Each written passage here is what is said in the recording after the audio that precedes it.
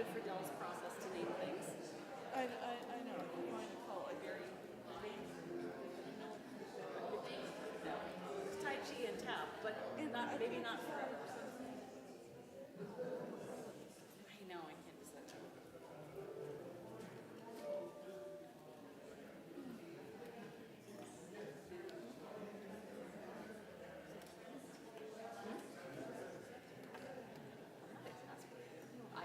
You look exasperated. You might just feel a little stressed. Just a little bit. Yeah. Hopefully, during worship, neither one of us looks exasperated. It's a goal. Put your worship face on. That's right.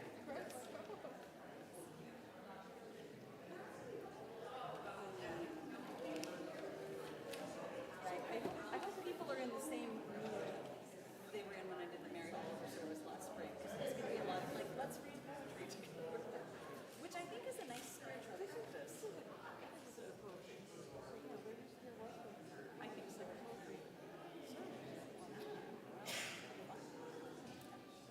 You know, Erin Hanna told me one time she did a Mary Oliver service where they read a bunch of Mary Oliver poems, and they said, now write your own poem inspired by Mary Oliver. And there was like a time of silence for people to do that in the service. And I forget if she then had people get into pairs and share them, or if she just said take a coffee hour and share them. But either way, it was like a, and now you can just sit and meditate. If you're moved to write your own poem, we're going to give you, 5-8 minutes, which could be fun to do. So we should ask her about that, because maybe she'd be willing to figure it out. I think she did it in the Tri-Cities, but it was before I got here. Maybe she could do it. It's a cool idea. People would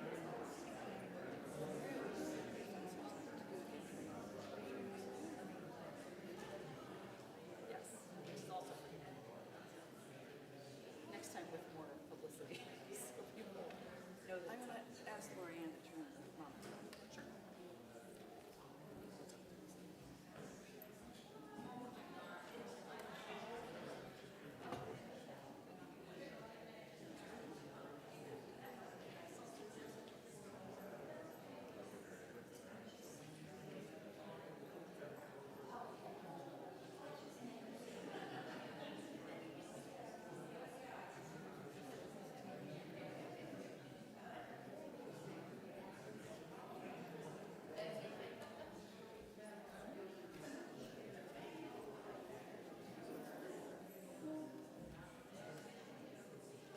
My iPad erased the U in Eric's name, so the introduction said other wetlands and ministers Eric and Hannah. It's like, oh, it's just like say that. That's not right. Did I put those in?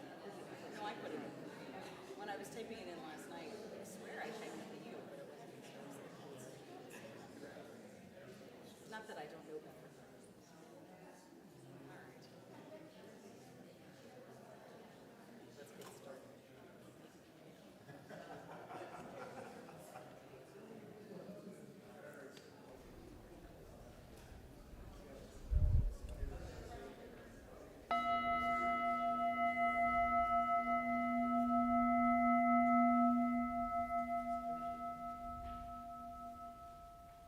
It's always such a shame to have to silence the bowl. It rings so nicely, but I don't want to stand here for minutes and minutes and minutes and minutes.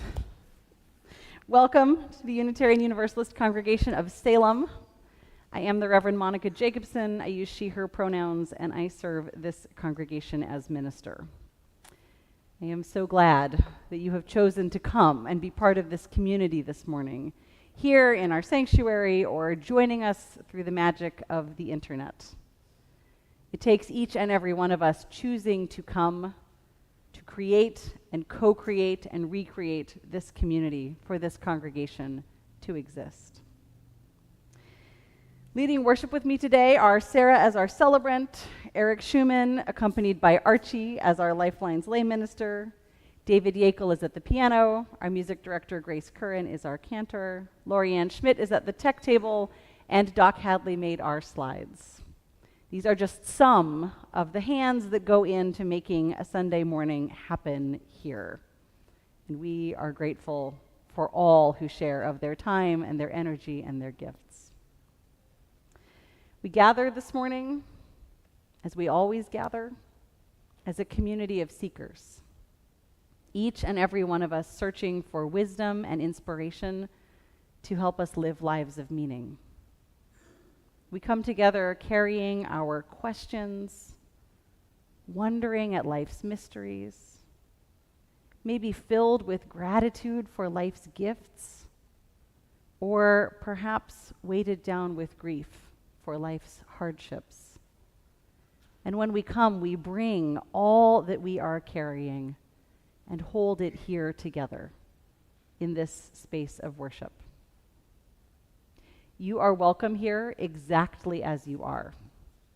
Whatever beliefs sustain you, whomever you love, however you understand and express your identities, and in all those growing edges where you are still becoming the person you will be. And guess what? We never stop growing. So we've always got at least one edge where something is happening. And that too is one of the joys of community, to do that growth together, to witness each other's becoming. So as we enter into this time of worship, will you join with me in taking a good deep breath? Feel the air come in and fill your body. Feel it go out. Know that you are present here, now, in this time with these people. Whatever else is going on, whatever bonkers thing is happening on the news, however much zucchini is in the garden, whatever dishes are unwashed in your sink or emails are unanswered in your inbox, you can let that all rest for an hour as we share this time. Come, let us worship. Please rise in body, in voice, in spirit to join in singing our gathering hymn. It's number 298 in the gray hymnal. If you'd like to sing on paper, it will also be up here on the slides. We're doing only the odd numbered verses. So 1, 3, 5. Please join in singing.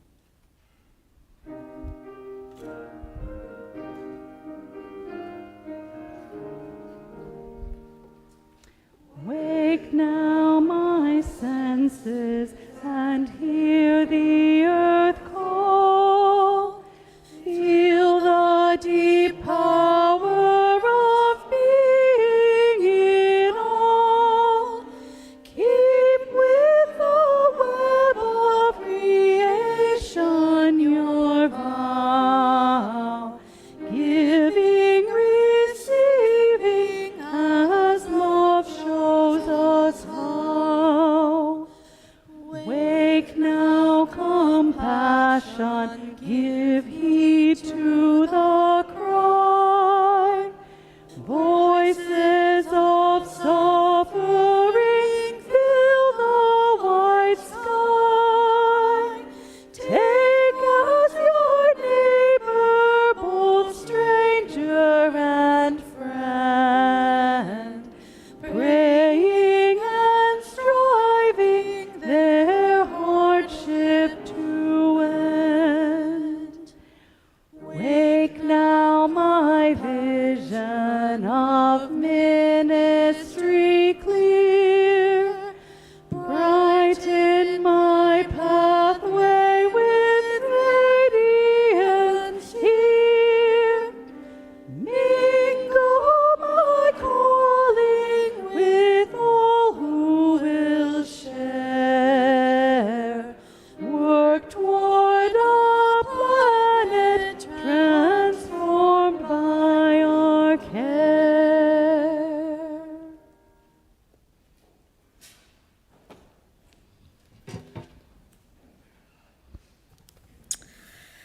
I heard the other day, someone stole my equilibrium. I love that. Someone stole my equilibrium. Sometimes in life, it may feel like that. And at those times, it is nice to have an affirmation to turn to, as we do weekly, to bring us back to our center. So please join me in saying our affirmation together. Love is our doctrine. Compassion is our way. Here we seek to create a joyful home for free religious exploration, build a community of caring fellowship, nurture the hopes, and serve the needs of our world. Each week we light 3 chalices, the one for our community here at UUCS, the second for our friends in our partner church in Šibenfalva, Transylvania, and the third for the children in our lives who are our future. As Sarah York states, we receive fragments of holiness, glimpses of eternity, brief moments of insight.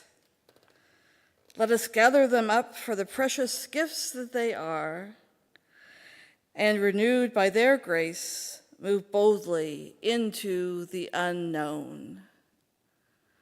Please join me in singing The Flames into Life.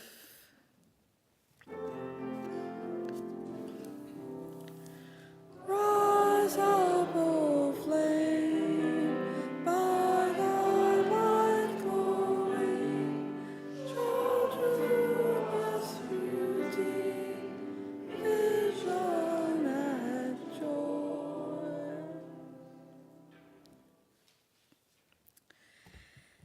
If we believe that our core values, created and molded by education and life experience, help form our center, and it is that center of our being that we come back to again and again when life throws us off balance. But how do we come back? How do we re-find our center when life keeps pushing us off?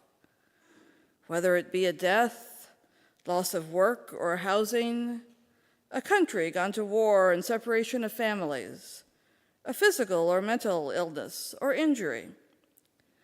Every one of us has and will have the experience of being thrown off kilter. Our world suddenly turned upside down and we don't know which way is up.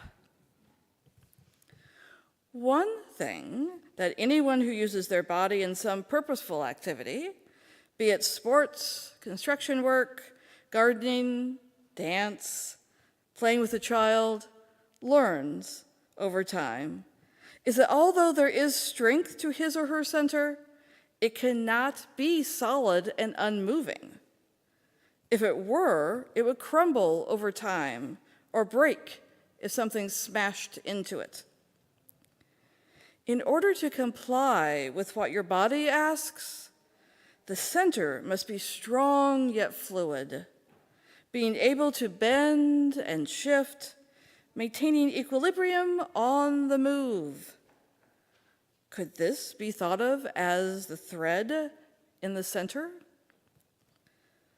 The thread, not necessarily something you grasp and pull on to move you forward, nor is it so flimsy it breaks at the slightest pull or insult you encounter, but something that stays with you, weaving your center with your life experiences and values in ways that may not even be conscious to you at the time, but somehow holds you together in one piece. You don't ever let go of the thread. Not because you can't or are afraid of doing so, but because that thread is connected to the very essence of who you are, your center. Sometimes this thread could be so thick and strong that you hang on to it for dear life. Sometimes it is so light and thin that you aren't even aware of it, until suddenly you slip and are able to catch it so that you don't fall off the edge. You might try to run away from the thread, but it is always there when you are ready to come back. It can grow and change as your life transforms, but never completely go away. Maybe it doesn't physically hold you together. Maybe it's what's emotionally, psychologically holds you together.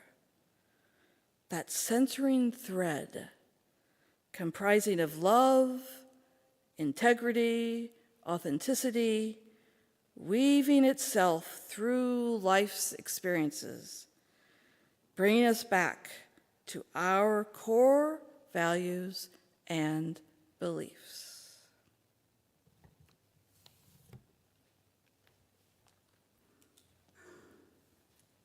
There's a thread you follow. There's a way you go.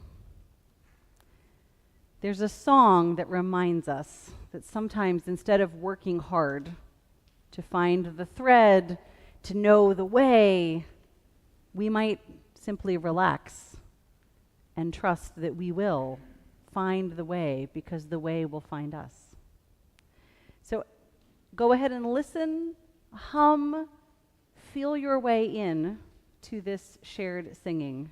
And when you feel ready, join in as we sing The Way Knows the Way. You don't have to know the way knows the way. You don't have to plan the way, trust the way, feel your way. The way knows, the way knows, the way knows the way. Ready? Here we go again.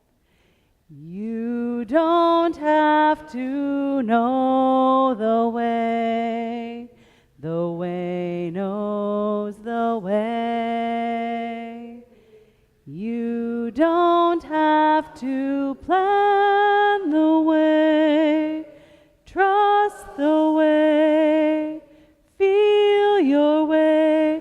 The way knows, the way knows, the way knows the way. Thank you. We'll sing it again later this year. You will continue to get a chance to feel your way. Thank you for joining and singing today.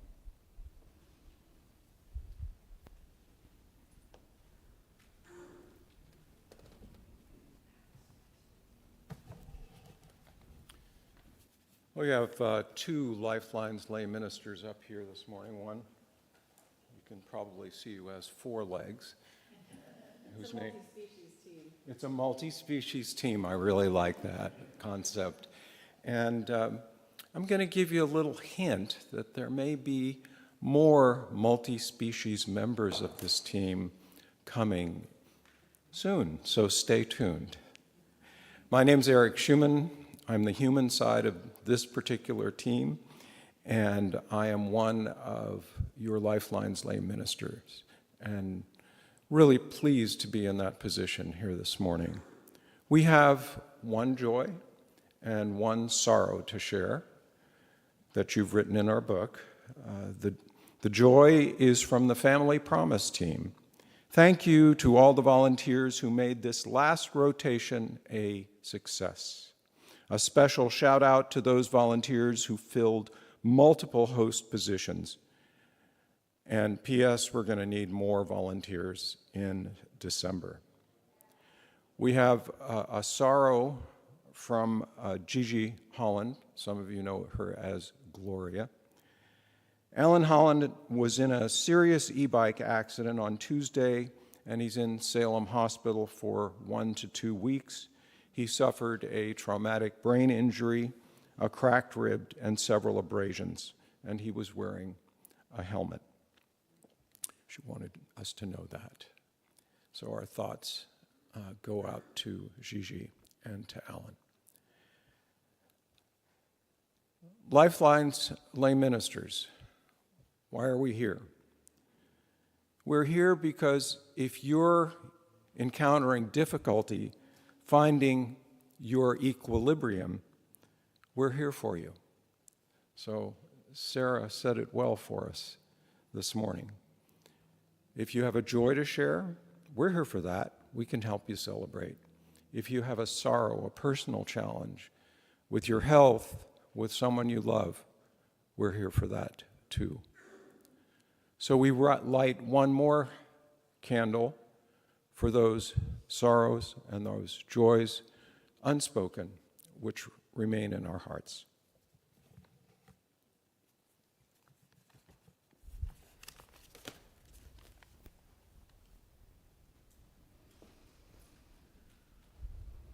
Holding what we have heard, holding the truth that as members of a community, we know there are always joys and sorrows, hopes and fears among us and in our broader network.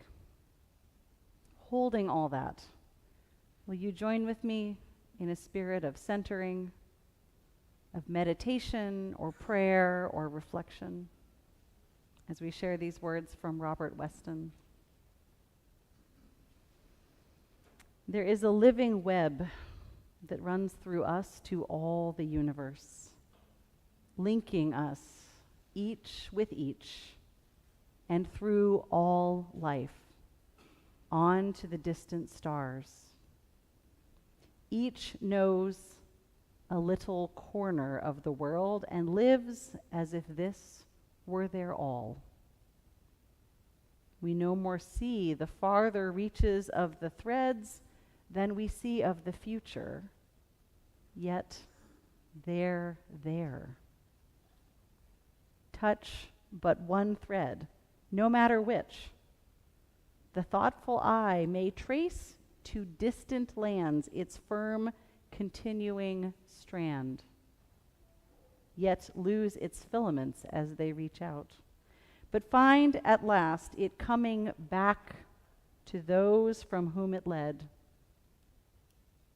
We move as in a fog, aware of self, but only dimly conscious of the rest, just as they come close to us in sight or feeling.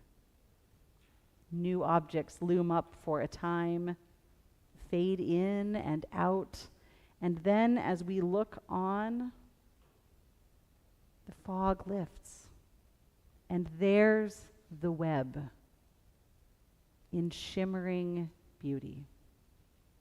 Reaching past all horizons, we catch our breath, reach out eager hands, and then in comes the fog again. And on we go. Maybe feeling a little foolish, doubting what we had seen. But the hands were right. The web is real. Our folly is that we so soon forget. To help us remember, let us share a few breaths in silence as we feel the connections of our web.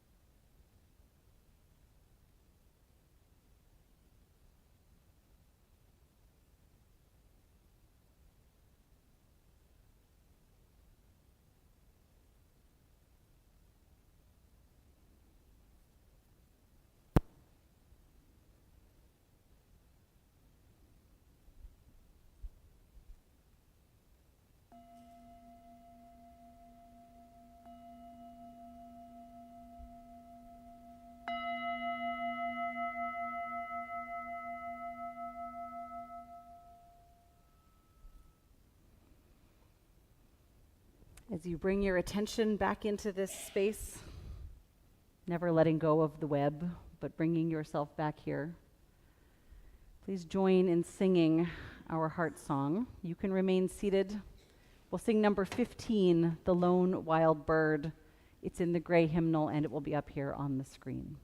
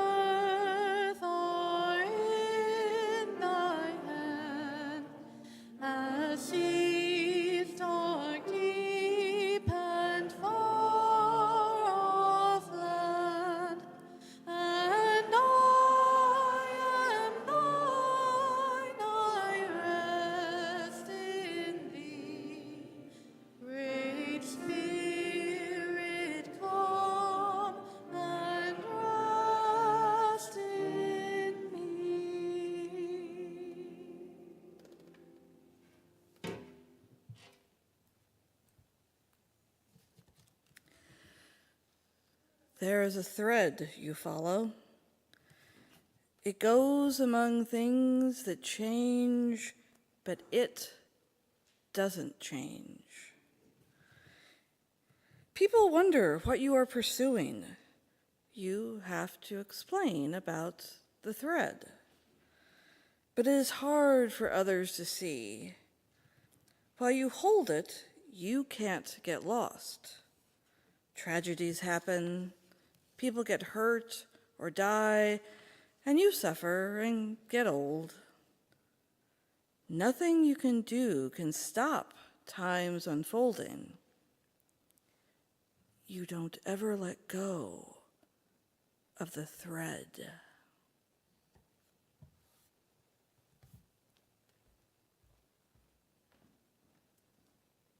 poem is by William Stafford, who was the poet laureate of Oregon from 1975 until 1990. Did you know? Over the course of his life, he wrote nearly 22,000 poems. He published 3,000 of them. Anyone who's ever had a writing practice understands that ratio. He is regarded as one of the most prolific American poets. And like Mary Oliver, he is known for his faith in the teaching power of nature and his persistent demand for a plain-spoken poetry. William Stafford was born in Kansas in 1914 to a family that valued and cherished the written word. He went on to earn a PhD and eventually to move to Oregon to join the faculty at Lewis and Clark College in Portland. He was a conscientious objector during World War II. He worked in civilian public service camps in Arkansas and in California. And in 1970, he was named a, quote, consultant in poetry to the Library of Congress, a position we now know as the Poet Laureate of the United States. I didn't know any of this the first time I encountered William Stafford's poetry. I was 17 years old. I was trying to figure out who I wanted to be and wrestling with the expectations of parents and peers and the world. And one day, one of my best friends, one of those people with whom I had spent many, many late nights at the diner drinking tea and eating pie until it was really time to go home before our parents wondered where we were, because this was the days before cell phones, so you had to come home on time or they sent out a search party for you. One day she handed me an index card, and on that index card she had written a poem by William Stafford. And here is that poem, which is titled Ask Me. Sometime, when the river is ice ask me mistakes I have made. Ask me whether what I have done is my life. Others have come in their slow way into my thought, and some have tried to help or to hurt. Ask me what difference their strongest love or hate has made. I will listen to what you say. You and I can turn and look at the frozen river and wait. We know the current is there, hidden, and there are comings and goings from miles away that hold the stillness exactly before us. What the river says, that is what I say. It was a gift of wisdom, of grounding, a passing of this gift from one very word-oriented adolescent to another. And I carried that index card as it became increasingly tattered for years and years. I wish I still had it. It disappeared at some point. This is the power that poetry has. It is among the arts that can move us on a level that is hard for us to describe. And maybe it is more potent because it is so hard to articulate. Why does this poem produce this feeling in me? Why does it produce whatever feeling has come forth in you? Perhaps it's because it pulls on the thread we follow. Perhaps it points us back to the thread when we feel lost. Stafford returned to this idea often, the importance of reconnecting ourselves with the truest, deepest purpose of our lives, the core of who we are, even amidst all the distractions and the persuasions that surround us. As in this poem, a ritual to read to each other. If you don't know the kind of person I am, and I don't know the kind of person you are, a pattern that others made may prevail in the world, and following the wrong God home, we may miss our star. For there is many a small betrayal in the mind, a shrug that lets the fragile sequence break, sending with shouts the horrible errors of childhood storming out to play through the broken dike. And as elephants parade, holding each elephant's tail, but if one wanders, the circus won't find the park. I call it cruel, and maybe the root of all cruelty, to know what occurs, but not recognize the fact. And so I appeal to a voice, to something shadowy, a remote, important region in all who talk. Though we could fool each other, we should consider, lest the parade of our mutual life get lost in the dark. For it is important that awake people be awake, or a breaking line may discourage them back to sleep. The signals we give, yes or no or maybe, should be clear. The darkness around us is deep.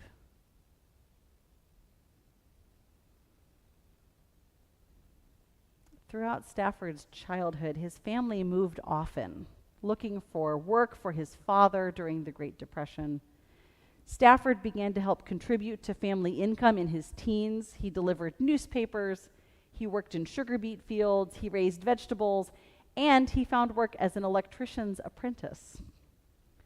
And all the various houses where William Stafford grew up, they were always near the edge of town, beyond which there was, he said, adventure, fields forever. Have you been to Kansas? Fields forever. Or rivers that wended off toward the horizon forever. And in the center of town, he said, was a library, another kind of edge out there forever to explore. This is reflected in so much of his poetry, this sense of being on the edge of something great and vast, on a mountainside, on a riverbank, sometimes even on the side of a road near an exit, as Stafford put it in an interview. And I wonder if this sense he carried of always being on the edge of town, the cusp of the next thing, the verge of new understanding, or maybe of getting lost, this sense of always being near some exit one could take. Maybe that is the underlying vibe of the 20th century. World wars, Cold Wars, nuclear threats, booming economy and recessions, depressions, technological breakthroughs, but also a yearning for simplicity, dire predictions, huge uncertainty, chaos in some ways, possibility in others, and through it all, the thread you follow. Surely, part of this thread is gratitude, as Stafford articulates in this poem, which is simply titled, Yes. It could happen at any time. Tornado, earthquake, Armageddon. It could happen. Or sunshine, love, salvation. It could, you know. That's why we wake and look out. No guarantees in this life, but some bonuses, like morning, like right now, like noon, like evening. Or this other one called, You Reading This, Be Ready. Starting here, what do you want to remember? How sunlight creeps along a shining floor? What scent of old wood hovers? What softened sound from outside fills the air? Will you ever bring a better gift to the world than the breathing respect you carry wherever you go right now? Are you waiting for time to show you some better thoughts? When you turn around, starting here, lift this new glimpse that you found. Carry into evening all that you want from this day. This interval you spent reading or hearing this, keep it for life. What can anyone give you greater than now, starting here, right in this room, when you turn around?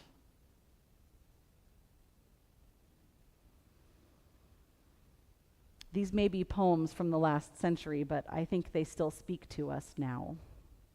Like any effective spiritual practice, they offer us something to recenter, to reground ourselves, to return to gratitude and possibility and presence.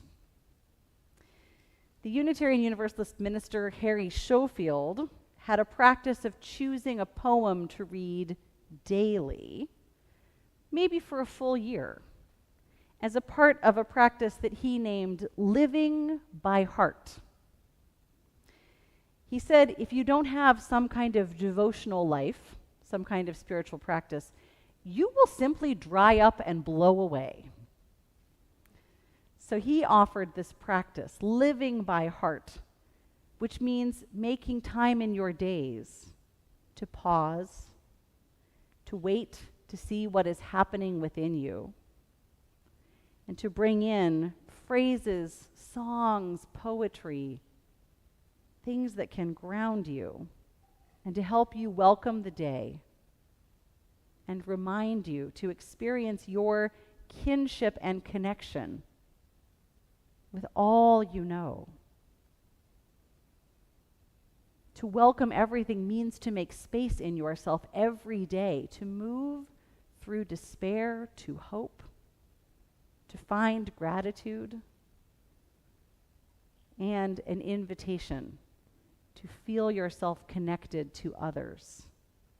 Those you know and love, those you have never met, but who created the words, the music, the art that helps to sustain you. I suspect William Stafford would have found this practice fitting to undertake with his poetry. So much of his work is about moving through what is, arriving at gratitude, at connection, at a strong sense of self and presence, maybe even a mystic sense of connectedness.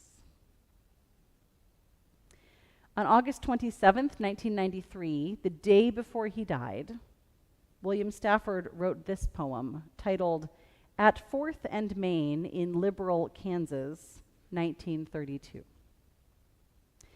An instant sprang at me, a winter instant, a thin gray panel of evening. Slanted shadows leaned from a line of trees where rain had slicked the sidewalk. No one was there. It was only a quick flash of a scene, unplanned, without connection to anything that meant more than itself. But I carried it onward like a gift from a child who knows that the giving is what is important. The paper, the ribbon, the holding of breath and surprise, the friends around, and God holding it out to you, even a rock or a slice of evening, and behind it, the whole world. I have not been able to find any document about this poem that would substantiate a connection with Thomas Merton's famous passage about his experience in downtown Louisville at the corner of 4th and Walnut in 1958. But there is resonance between this poem and that passage from Merton, who was a Trappist monk and who wrote this. In Louisville, Kentucky, at the corner of 4th and Walnut, in the center of the shopping district, I was suddenly overwhelmed with the realization that I loved all those people, that they were mine and I theirs, that we could not be alien to one another, even though we were total strangers. It was like waking from a dream of separateness, of spurious self-isolation in a special world, this world of renunciation and supposed holiness. The sense of liberation from an illusory difference was such a relief and a joy to me that I almost laughed out loud. If only everybody could realize this. But it cannot be explained. There is no way of telling people that they are all walking around shining like the sun. Stafford's corner on 4th is empty of people, and Merton's is full, and yet in each there is a sense of givenness, of the gift that it is to be alive, and of wonder. What a remarkable thing to be alive now in this world. How astounding that an ordinary moment might stay with us, as this one apparently stayed with Stafford from the age of 18 until the end of his life at 79. One sage of our current times, Parker Palmer, who is 87 years old, recently wrote a poem in conversation with Stafford's The Thread You Follow. Palmer's poem is titled Everything Falls Away, and he begins with an epigraph from Stafford. There's a thread you follow, It goes among things that change, but it doesn't change. William Stafford. Sooner or later, everything falls away. You, the work you've done, your successes, large and small, and your failures too. Those moments when you were light alongside the times you became one with the night. The friends, the people you loved who loved you, those who might have wished you ill, none of this is forever.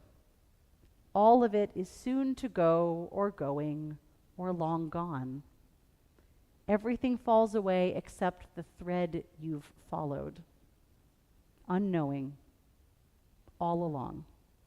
The thread that strings together all you've been and done, the thread you didn't know you were tracking until, toward the end, you see that the thread is what stays as everything else falls away. Follow that thread as far as you can, and you'll find that it does not end, but weaves into the unimaginable vastness of life. Your life was never the solo turn it seemed to be. It was always part of the great weave of nature and humanity and immensity we come to know only as we follow our own small threads to the place where they merge with the boundless whole. Each of our threads runs its course, then joins in life together. This magnificent tapestry, this masterpiece in which we live forever.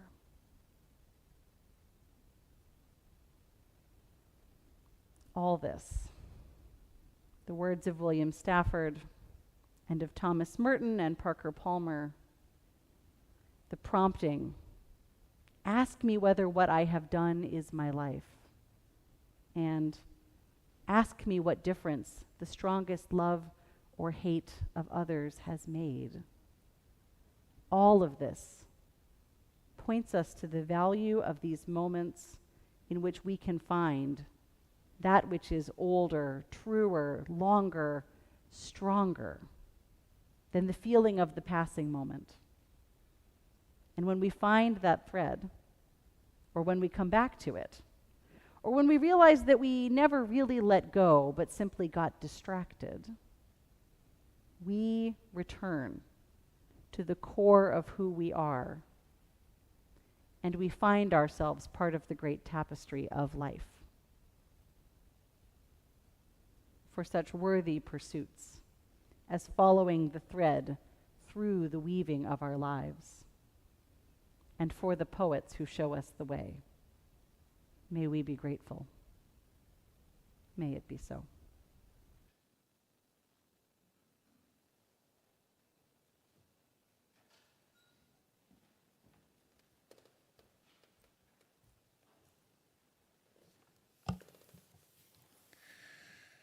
During each Sunday service, we take a collection, both for the Marion Polk Food Share, which may be placed in the little red wagon that is coming down the aisle, and also a monetary donation that can be shared between our congregation and an organization from a local community which has goals that align with UU values.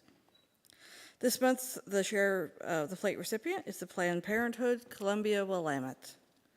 The mission of the Planned Parenthood is to provide, promote, and protect access to sexual and reproductive health care. Their team of caring physicians, nurse practitioners, and nurses provide a wide range of healthcare services. In addition, they provide sexual health education and advocacy for everyone. Please feel free to visit our website to donate, or if you are in person and wish to donate through putting cash or checks into the bags that are being passed, that's also wonderful. If you are donating for your pledge, be sure and write that on your check or put it in an envelope and make a little note on the envelope so our office knows. Thank you, as always, for all your generosity.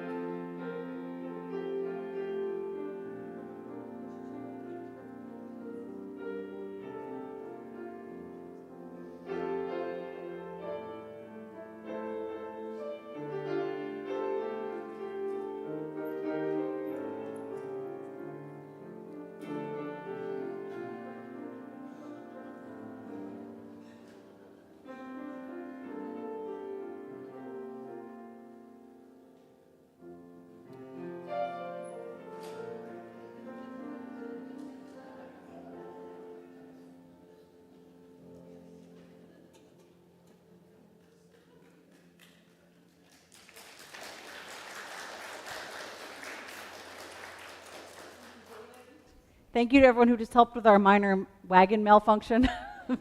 If you couldn't see, the handle came off altogether, so it's hard to move a wagon without a handle. It's all right, though. As always, when we come together, we can do more than we can do alone, including rolling a wagon. So please join me in our words for giving thanks. They are in your order of service, and they're up here.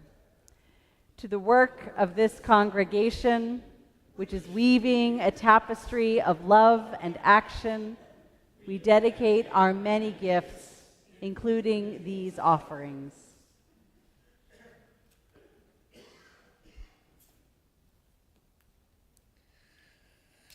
As Reverend Monica takes the light of our chalice and lights the social justice lantern, it is a reminder of the light and love we carry in our hearts and in all of our interactions. As the other flames are then released, remember that the inner thread that connects your life experiences and keeps you balanced, always.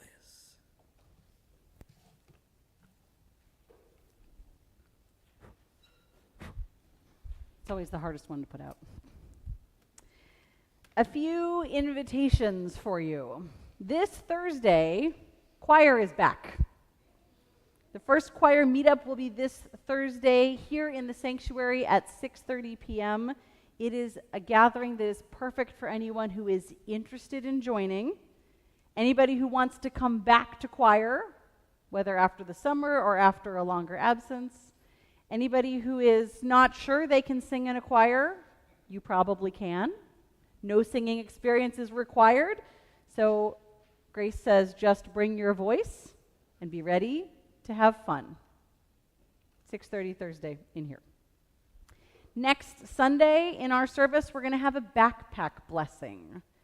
This is to mark the start of a new year, a new school year, a new congregational year, a new time of learning, although spoilers, every time is a time of learning.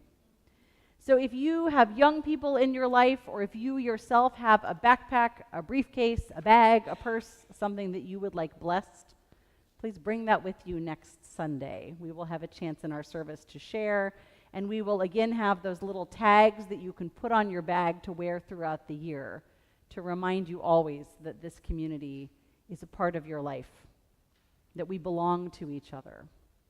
So do come next Sunday with bags for blessing and tagging.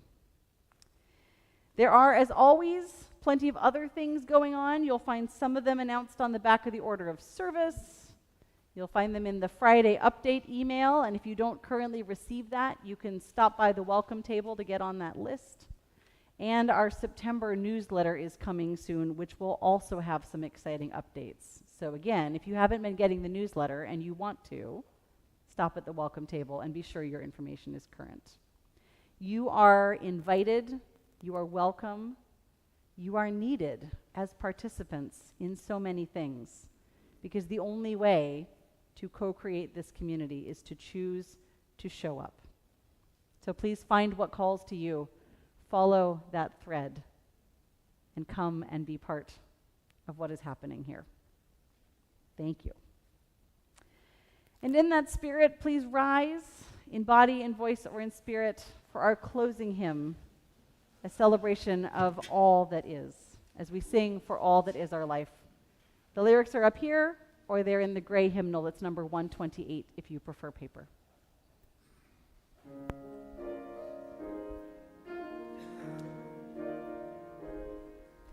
For all that is our life, we sing our thanks and praise. For all life is a gift, which we are called to use to build the common good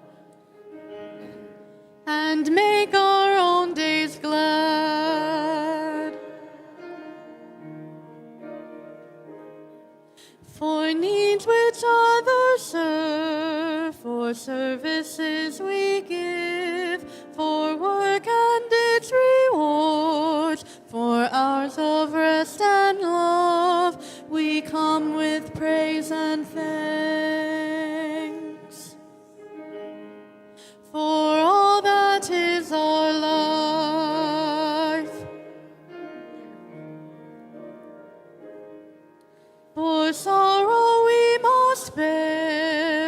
for failures, pain, and loss, for each new thing we learn, for fearful hours that pass, we come with praise and thanks.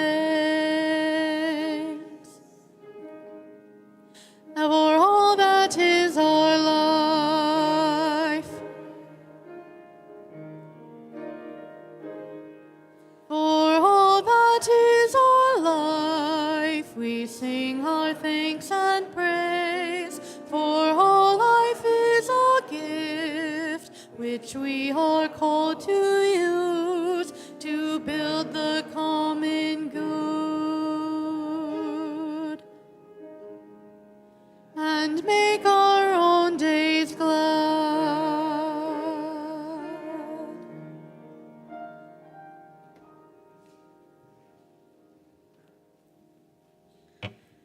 I invite you to remain risen, and if you would like to join hands or acknowledge your neighbor, and join me in saying our closing words.